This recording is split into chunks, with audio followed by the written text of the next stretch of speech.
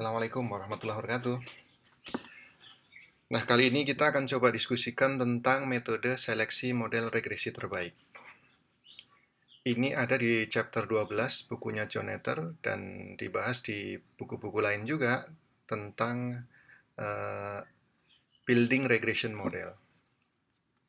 Nah, sebenarnya seleksi model regresi terbaik yang dimaksud di sini ini adalah bagaimana kita menyeleksi variabel-variabel bebas yang kita gunakan di dalam model. Mungkin saja nanti variabel bebas yang akan kita gunakan awalnya jumlahnya sangat banyak gitu ya. Kemudian tujuan kita adalah mencari model yang paling sederhana tetapi sudah bisa menjelaskan keragaman nilai variabel tak bebas secara maksimal. Maka disinilah peran dari beberapa metode yang bisa digunakan untuk melakukan seleksi variabel tersebut. Nah, apa saja metodenya nanti kita akan bahas. Tapi sebelum masuk ke sana, di bukunya John Netter, chapter 12, di sana dijelaskan tentang satu diagram yang itu bercerita tentang strategi membangun model regresi. Dan seleksi variabel itu hanya salah satu tahapannya. Ya, tentu ketika kita melakukan analisis regresi atau melakukan analisis terhadap data yang kemudian akan kita lihat hubungan antar variabel yang ada di dalamnya, maka tahapannya tidak sekedar seleksi variabel, tapi diawali dari mulai mengumpulkan data, kemudian pemeriksaan awal kualitas data, dan seterusnya. Nah, kita coba bahas satu persatu dan nanti secara lebih detail kita bahas tentang bagaimana melakukan seleksi variabel untuk memperoleh model yang baik secara statistik. Nah, diawali dengan mengumpulkan data. Nah, kita sudah belajar tentang berbagai metode sampling sesuai dengan karakteristik dari populasi yang menjadi target penelitian kita. Kita bisa menggunakan one stage, atau mungkin two stage, atau bahkan multi stage. Kita bisa menggunakan simple random sampling, kita bisa menggunakan systematic sampling, dan seterusnya. Perlukah clustering atau stratified sampling di dalamnya? Itu juga sudah kita pelajari di mata kuliah sebelumnya tentang metode sampling. Nah, setelah data itu diperoleh, maka sebelum kita lakukan analisis lebih lanjut, pertama kita harus periksa tentang kualitas data yang akan kita gunakan. Memeriksa di sini artinya kita pastikan apakah misalkan dari data yang akan kita gunakan masih mengandung missing value, missing data atau tidak. Kemudian apa yang akan kita lakukan terhadap data yang missing tersebut. Apakah kita akan hilangkan, hapus dari data kita, atau mau kita input. Nah, ini bagian tersendiri yang harus kita bahas. Nah, kemudian pemeriksaan kualitas data ini juga termasuk memeriksa ada tidaknya nilai yang jauh berbeda dari yang lainnya, atau mungkin lebih kita kenal dengan outlier ya. Nah, ketika ada data outlier, maka kita harus pastikan bahwa apakah data itu sudah benar dari sisi inputasinya. Jangan-jangan itu outlier karena kesalahan dalam input, kurang 0, kurang digit, dan sebagainya. Pastikan itu tidak terjadi. Jadi ketika outlier kita temui, maka pastikan bahwa itu memang data yang sudah benar. Nah, ketika ada data outlier, maka kita harus antisipasi ini. Apa efek dari outlier itu sendiri?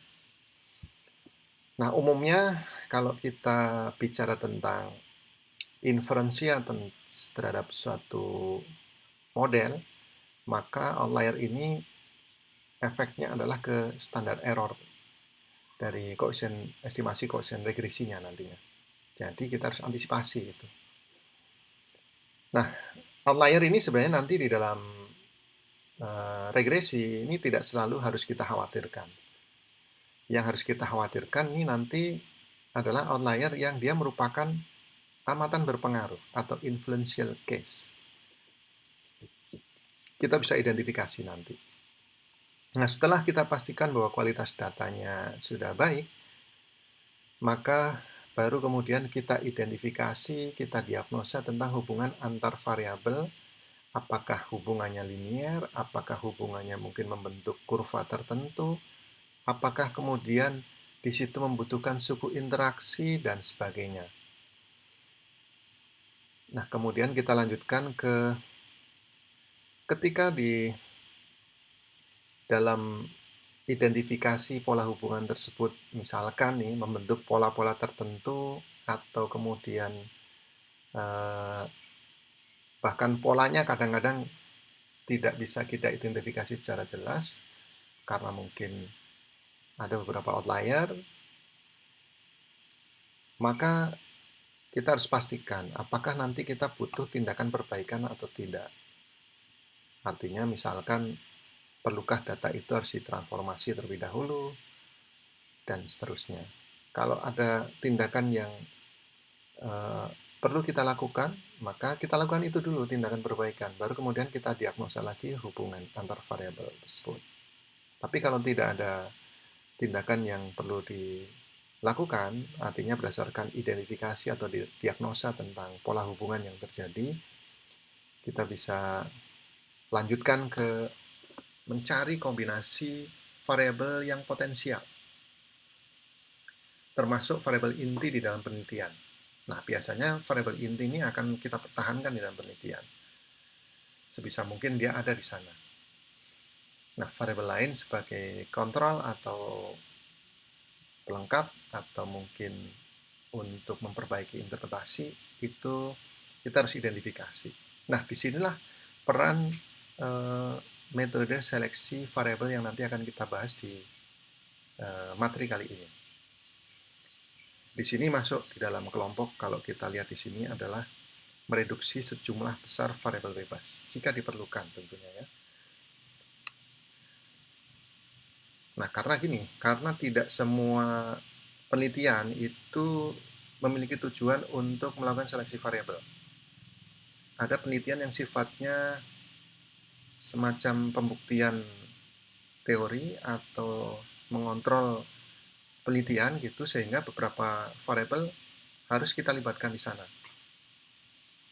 Tapi ada juga penelitian yang sifatnya eksploratif, yang artinya di situ kita pada tahap untuk mengidentifikasi mana variabel yang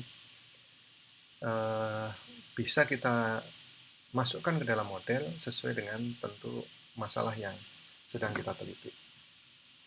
Nah, berikutnya adalah melakukan penyelidikan lebih lanjut tentang kemungkinan adanya suku interaksi atau suku pangkat seperti yang tadi ya, yang di tahap sebelumnya sebenarnya sudah kita lakukan diagnosa, tetapi ketika kemudian kita kaitkan atau kita masukkan ke dalam model, di mana di dalam model itu juga mengandung variabel-variabel bebas yang lain, maka kita bisa identifikasi kembali. Ini mungkin menggunakan matriks scatter plot antara Y dengan siap X, atau dengan menggunakan scatter plot 3 dimensi, dan seterusnya yang mungkin bisa kita lakukan. Ini kemudian bisa kita lihat dengan mempelajari pola residualnya. Nah, ketika pola residualnya tidak acak, maka ini indikasi bahwa di dalam model kita masih butuh tindakan perbaikan. Entah itu dengan menambahkan variabel kalau mungkin, atau menambahkan suku pangkat atau kombinasi dari variabel-variabel yang sudah ada. Misalkan dengan masukkan suku interaksi. Nah, tapi kalau ini tidak diperlukan, kita bisa menentukan model sementara yang kemudian harus kita periksa validitasnya. Jadi, tahapan seleksi variabel sampai dengan memperoleh variabel sementaranya di dalam model, itu harus kita tindak lanjuti dengan ketika model sementara kita peroleh, kita harus periksa juga apakah asumsi-asumsi yang disyaratkan di dalam model regresi linear itu terpenuhi atau tidak, seperti normalitas, kemudian homoskedastisitas, non-autokorelasi, dan tidak adanya kolineritas itu apakah terpenuhi atau tidak. Nah, jika ini semua terpenuhi, maka model akhir tersebut sudah bisa kita interpretasi lebih lanjut. artinya model akhir sudah kita peroleh. Oke, kita coba diskusikan satu persatu tentang beberapa metode seleksi variabel. Nah, kita mengenal ada all possible regression, kemudian forward selection, ada backward elimination, dan stepwise regression. Nah, kita bahas satu persatu sesuai namanya. Untuk yang pertama, all possible regression. Nah, di situ berarti kita akan membangun atau mengestimasi seluruh kemungkinan model. Sebagai contoh, kalau di sini ada 4 variabel bebas yang kita gunakan. Ini saya ambil dari tabel 12.1 di bukunya John Etter. Yang kemudian, kalau dengan all possible regression, kita harus identifikasi semua kemungkinan model. Dari model tanpa variabel bebas sampai dengan model yang melibatkan seluruh variabel bebas. Dalam ini adalah 4 variabel bebas. Nah, artinya nanti akan ada 2 pangkat banyaknya variabel bebas. Di sini ada 4, berarti 2 pangkat 4 kemungkinan model. Yaitu 16 model yang harus kita nilai, kita evaluasi berdasarkan kriteria yang nanti bisa kita gunakan.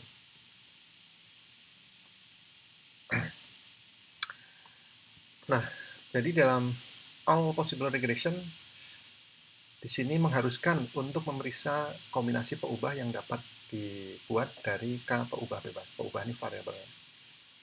Yang harus diperiksa ada sejumlah 2 pangkat K. Dan ini memiliki keunggulan, kita bisa melihat semua kombinasi penggunaan variabel bebas, yang dari situ kita bisa menghitung kriteria yang bisa digunakan untuk menilai model yang baik, dan kita bisa memilih berdasarkan kriteria-kriteria tersebut. Ya, tentu kelemahannya dia tidak efisien karena membutuhkan pekerjaan yang lebih banyak. Ya. Nah, beberapa kriteria yang biasa digunakan ada R-square yang disesuaikan kalau ini melibatkan lebih dari satu variabel bebas. Kemudian ada mean square error atau biasa dinotasikan dengan S kuadrat. CP-Melos, PRESS atau Prediction Residual Sum of Squares, dan Akai Case Information Criteria atau AIC. Sebenarnya masih ada banyak lagi, ada SPC, kemudian ada lagi kriteria yang lain, ya, banyak sekali. Tapi ini yang biasa digunakan. Nah, kita coba bahas satu persatu tentang kriteria model. Nah, tentang R-square saya pikir ini sudah dipahami dengan baik. Kalau kita hanya melibatkan satu variabel bebas, maka kita bisa menggunakan R-square yang biasa. Tapi kalau lebih dari variabel bebas, maka kita libatkan atau kita gunakan adjusted R-square. Kenapa menggunakan adjusted R-square di dalam model dengan lebih dari satu variabel bebas?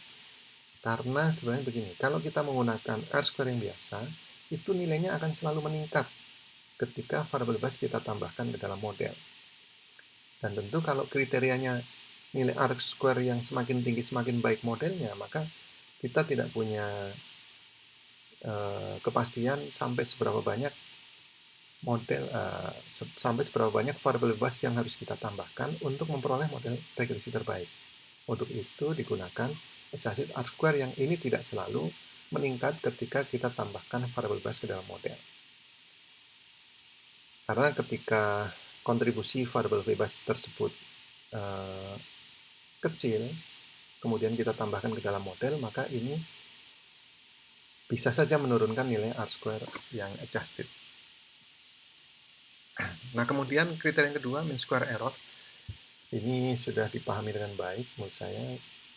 Jadi pada model dengan P-1 variabel bebas, berarti di situ ada P parameter ya, mulai dari beta 0, beta 1, dan seterusnya sampai beta P-1, berarti ada P parameter dalam model, maka MSE-nya bisa kita hitung dengan formula ini, yaitu sum square error dibagi N min P, di mana N adalah banyaknya sampel.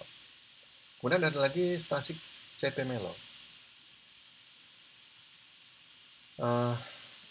MSE maupun CP-Melo ini memiliki kriteria semakin kecil nilainya semakin baik. Dan kalau CP-Melo semakin kecil nilainya dan mendekati banyaknya parameter, maka model semakin baik. Penghitungan nilai CP-Melo-nya juga tidak terlalu sulit. hanya membutuhkan informasi tentang SSE dari model yang akan kita nilai. Kemudian ada MSE dari model yang melibatkan semua variabel bebas. Kemudian nanti kita rasiokan dan kita kurangkan dengan N-2P. Jadi misalkan pada model yang mengandung X1 dan X2, berarti ada dua variabel bebas, yang artinya ada 3 parameter di dalam model, termasuk beta 0, maka CP Melo ini dihitung dari SSE dari model yang mengandung X1 dan X2, dibagi dengan MSE dari model yang melibatkan semua variabel bebas. Kemudian dikurangi N-2 kali P. P-nya 3 berarti N-2 kali 3. Ini sederhananya, seperti itu. Nah, kemudian ada PRESS atau Prediction Residual Sum of Squares. Ini penghitungannya memang agak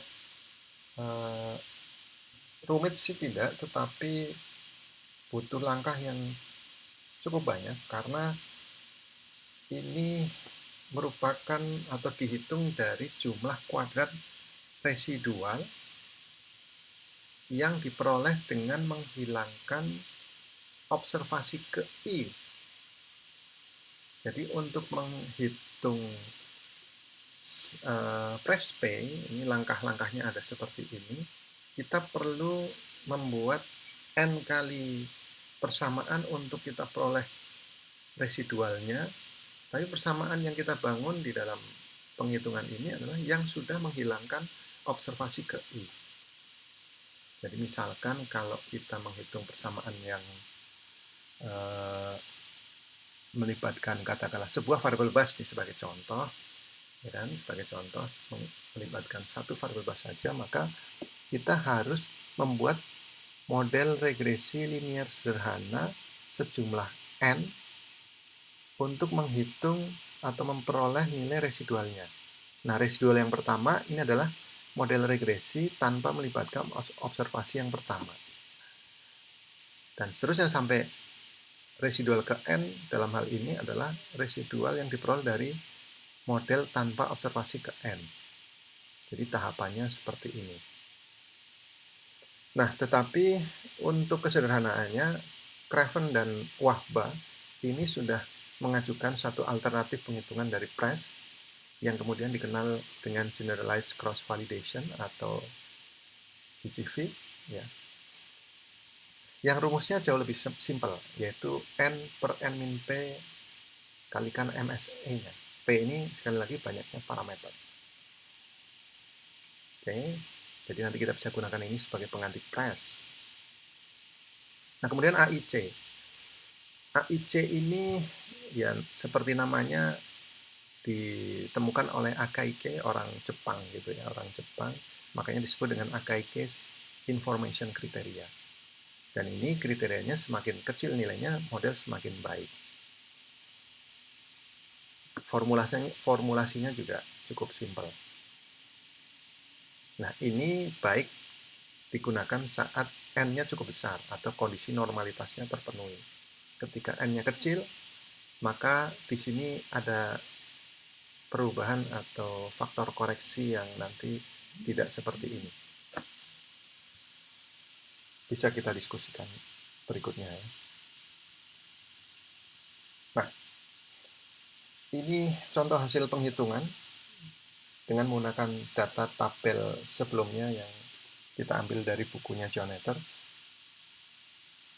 Dan kalau kita lihat di sini, karena ada 4 variabel bebas, maka ada 16 kemungkinan model. Dari model tanpa variabel bebas, berarti nanti di dalam model ini hanya ada suku konstanta, makanya P-nya cuma 1. Kemudian derajat bebasnya ini, kebetulan di contoh ini ada 54 observasi. Jadi derajat bebas untuk model ini N-1, sama seperti derajat bebas di komponen total ya. Dan SSE-nya pun sama dengan SSE total sum of squares. Untuk model hanya suku konstanta. R-square-nya akan bernilai 0 karena tidak ada variabel bebas di dalam model, dan seterusnya. Nah, dari model-model yang kita estimasi di sini, kita bisa lihat kalau dari SSE-nya paling kecil tentu model yang melibatkan semua variabel bebas. Dari R square-nya, ini model yang mengandung X1, X2, X3 ini sudah tidak berbeda secara signifikan dengan model yang melibatkan semua variabel bebas. Kemudian MSE-nya justru yang paling kecil adalah model yang hanya melibatkan 3 variabel bebas, yaitu X1, X2, dan X3. Demikian juga CP melostatistiknya pun yang paling kecil adalah model yang melibatkan 3 variabel bebas di sini. Sehingga untuk contoh di sini, model terbaik yang direkomendasikan adalah model yang melibatkan X1, X2, dan X3. Oke. Itu menggunakan all possible regression. Nah, kemudian metode yang lain adalah forward selection. Seperti namanya, ini adalah metode seleksi variabel yang dilakukan dengan cara memasukkan variabel bebas satu persatu ke dalam model. Dimulai variabel bebas yang memiliki korelasi terbesar dengan variabel tak bebasnya. Nah, jadi ini diterjemahkannya seleksi langkah maju. Langkah maju. Jadi ini prinsipnya adalah memasukkan variabel bebas satu persatu menurut ukuran tertentu, biasanya korelasi antar variabel bebas dengan variabel tak bebas gitu ya. Yang paling besar korelasinya itu kita masukkan terlebih dahulu. Jika variabel tersebut signifikan, maka langkah kita lanjutkan ke tahap berikutnya, yaitu menyeleksi variabel bebas berikutnya. Kita lihat satu persatu ya tahapannya. Yang pertama, ini menentukan variabel bebas pertama yang akan masuk ke dalam model dengan cara menghitung koefisien korelasi parsial antara Y dengan setiap variabel bebas. Misalkan kita notasikan dengan ini. Dan misalkan pula, korelasi Y dengan X2 ini yang paling besar. Maka tahap berikutnya adalah meregresikan Y terhadap X2. Atau modelnya nanti seperti ini. Dan kemudian kita uji apakah X2 ini atau parameter beta 2 ini signifikan berbeda dari angka 0. Oke, dengan uji T secara parsial. Jika H0 ditolak, maka X2 ini kita pertahankan di dalam model. Dan tahap berikutnya adalah menentukan variabel bebas berikutnya yang akan masuk ke dalam model, di mana model yang kita miliki sudah ada X2-nya. Sudah ada X2-nya. Nah, misalkan kemudian kita hitung korelasi parsialnya X1 R Y X1 given X2, ini korelasi parsial Y dengan X1 di mana sebelumnya sudah ada X2. Ini yang paling besar, maka X1 ini yang akan diuji berikutnya untuk digunakan di dalam model yang sudah mengandung X2 atau tidak. Nah, jadi regresikan Y terhadap X2 dan X1 dalam hal ini. Kemudian beta 1 kita uji apakah nantinya H0 ditolak atau gagal tolak. Jika H0 ditolak, maka tahap berikutnya kita lanjutkan ke penentuan variabel bebas berikutnya yang akan masuk ke dalam model, di mana modelnya sudah mengandung X1 dan X2. Tetapi kalau X1 tidak signifikan, maka proses berhenti. Nah, forward selection ini menggunakan prinsip ketika korelasi variabel dengan korelasi yang lebih besar saja sudah tidak signifikan, apalagi yang lebih kecil.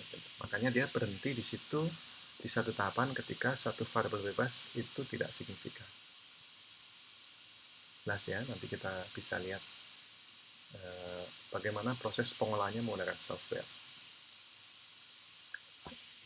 Kemudian tentang backward elimination. Nah, ini kebalikan dari forward. Kalau forward memasukkan variabel bebas satu persatu ke dalam model, kalau ini backward elimination, namanya juga eliminasi. Ini prosedurnya adalah membuang variabel bebas satu persatu dari model. Sehingga tahap awalnya adalah meregresikan Y terhadap semua variabel bebas. Nah, kemudian kita identifikasi mana variabel bebas yang secara parsial memiliki korelasi yang paling kecil. Yang korelasi secara parsialnya paling kecil. Variabel itulah yang nanti akan diuji pertama kali apakah tetap dipertahankan di dalam model atau justru dihilangkan. Misalkan kondisinya seperti ini, berarti ini X4 ini yang koreksinya paling kecil terhadap Y. Sehingga X4 ini yang diuji pertama kali apakah tetap dipertahankan atau disingkirkan dari model. Nah, jika X4 ini nanti signifikan, artinya dia signifikan mempengaruhi Y pada saat ada X1, X2, dan X3, maka backward elimination stop di situ. Karena yang korelasinya paling kecil saja sudah signifikan, apalagi yang lebih besar. Itu prinsip dari backward elimination.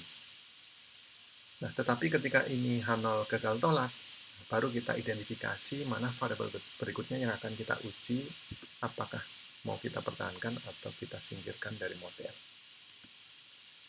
Nah, berikutnya yang stepwise, ini gabungan antara forward dan backward, tetapi langkah awalnya seperti forward, jadi memasukkan satu persatu, tetapi nanti variabel yang sudah masuk terlebih dahulu bisa saja nanti keluar di tahap berikutnya karena kombinasi dengan variabel bebas lain tidak lebih baik ketimbang ketika ada kombinasi lain yang masuk belakangan.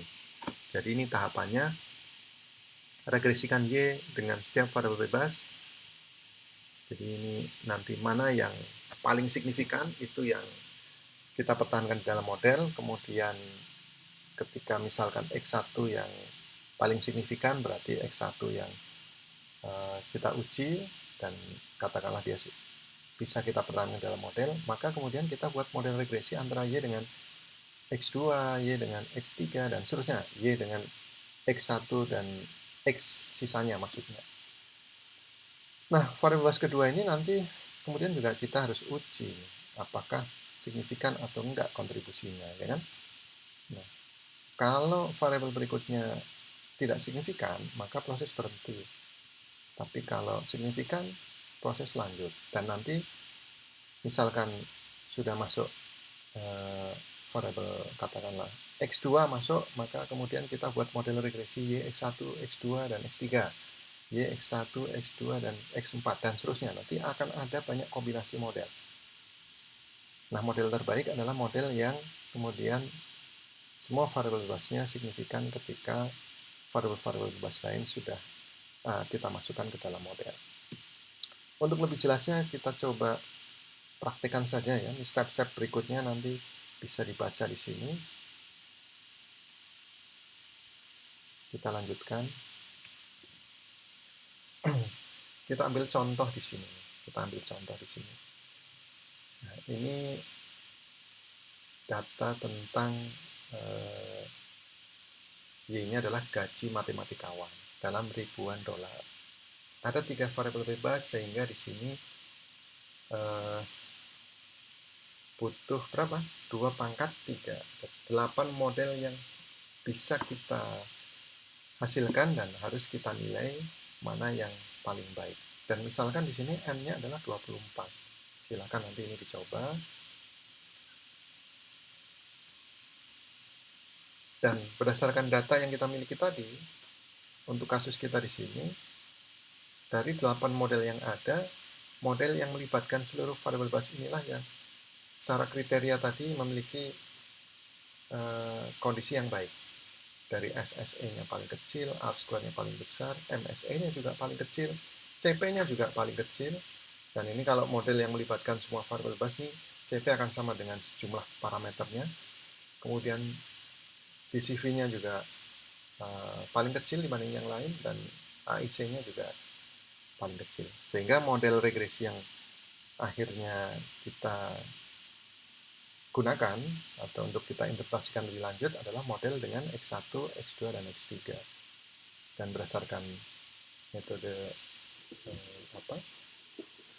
estimasi parameternya, kita peroleh estimasi parameter dengan nilai ini. Nah, untuk interpretasi ya tentu kalian sudah paham sebelumnya ya. Misalkan ini 1,1 untuk koefisien dari X1 ya. 1,1 itu artinya ketika X1 berubah satu satuan, maka Y akan bertambah karena positif ya, sebesar 1,1 satuan dengan asumsi X2 dan X3-nya konstan atau kondisi yang sama. analogi untuk quotient regresi yang lainnya. Nah, selanjutnya dengan metode forward selection. Nah, saya menggunakan SPSS. Nanti silahkan data tadi di input di dalam SPSS. Di sana ada menu analyze, kemudian regression, masuk ke linear. Nah, kemudian input di sini dependent variable-nya adalah gaji matematikawan, kemudian 3 variabel sisanya masuk ke independent variable. Nah, di method ini kalau kita klik, kita pilih ya, nanti ada beberapa metode. Ada enter, ini default-nya ya. Kemudian ada stepwise, remove, backward, dan forward. Jadi di sini misalkan kita pilih forward. Ini kita aktifkan, kemudian kita klik OK ya. Ini kita sementara ini tidak bahas yang kegiatan yang lain dulu. Kita klik OK, maka akan menghasilkan beberapa output, dan salah satu outputnya seperti ini nanti. Beberapa tabel, dan salah satu tabelnya seperti ini maksud saya. Nah, kalau lihat tabel ini, ada 3 tahapan yang dilakukan di sana, di dalam forward selection, di mana tahap ketiga ini atau tahap terakhir ini yang harus kita gunakan nantinya ya, yang harus kita rujuk nih. Jadi model pertama ini, tahap pertama adalah memasukkan variabel base kedua, model keduanya masukkan variabel base ketiga, tahap ketiganya baru memasukkan variabel base yang pertama, X1. Sehingga dari sini kita peroleh persamaan ini. Dan kita lihat di sini semua variabelnya signifikan di alpha 5%. Itu forward selection. Jadi selalu di dalam setiap output model regresi, seleksi model regresi ini, model yang terakhir ini yang akan kita gunakan. Nah, demikian juga yang di sini. Ini backward elimination. Nah, ini hanya menghasilkan satu tabel ya. Maksud saya satu tahapan. Ini karena ketiga variabel bebas ini signifikan. Jadi tidak ada yang kemudian dibuang. Dan ini hasilnya sama dengan yang forward tadi ya. Sama halnya dengan backward maupun forward, di stepwise pun menghasilkan model yang sama, yaitu yang melibatkan 3 variabel bebas. Nah, inilah yang kemudian nanti kita akan interpretasikan lebih lanjut. Nah, itu yang bisa saya jelaskan. Tentu nanti makin banyak latihan untuk contoh di sini. Ini akan makin memperbaiki pemahaman kita semua, ya kan? Dan di sini ada tugas, datanya kita beri nama tugas seleksi model strip pjj.saf. Nanti bisa saya kirimkan. Kemudian lakukan prosedur seleksi model regresi terbaik menggunakan semua model yang barusan kita pelajari, dan nanti kita butuhkan outputnya yang seperti ini. Baik, sementara itu mudah-mudahan bermanfaat. Terima kasih. Assalamualaikum warahmatullahi wabarakatuh.